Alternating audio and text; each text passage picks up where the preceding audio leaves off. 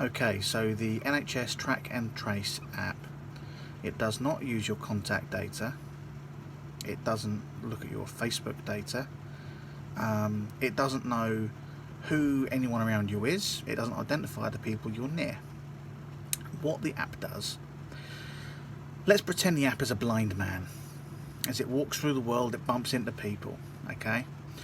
But obviously this blind man, he's deaf as well, he's a deaf and blind man, he doesn't know who anyone is around him. But he might get ill soon. He doesn't know, but he's been told by a fortune teller he might get ill. So what he does, as he bumps into people as he goes around the world, he stamps them with a number and he makes a note of that number himself. Okay? Or he asks, or he gets them, or he bumps into them and they stamp him with a number or whatever. The point is that a number gets shared. Okay? And then if he does get a disease, okay, he goes to the nearest post box and dumps all the numbers that he's collected into the post box. And the postman, being very clever, is able to send out messages to all of those numbers.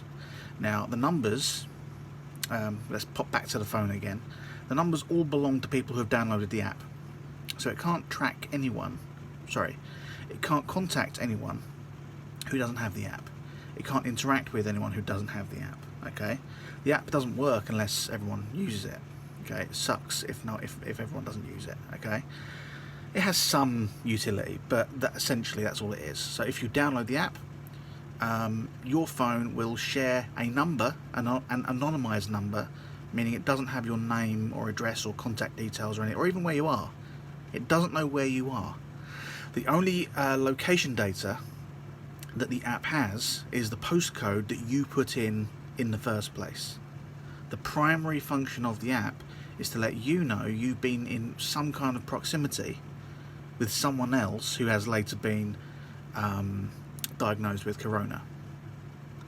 So it doesn't know where you are. It doesn't know who anyone around you is. It doesn't really know who they are. It's looking at devices. So a lot of people thinking, oh, this is a step too far, liberty, blah blah blah. Your mobile phone currently, you know how the Americans call them cell phones? That's because you have these things called cells. You know, if you're going too quickly down the motorway, sometimes your phone signal might kind of drop out, or what have you. Or if you're going into the countryside, you might drop out. Well, you've got areas called cells, lit like the cells in a honeycomb. And each of those cells, I think, have got some number of cell phone towers in them. They've got 5G towers in them, 4G towers in them, all of them causing coronavirus and calling down aliens and all that kind of stuff. I'm joking, of course.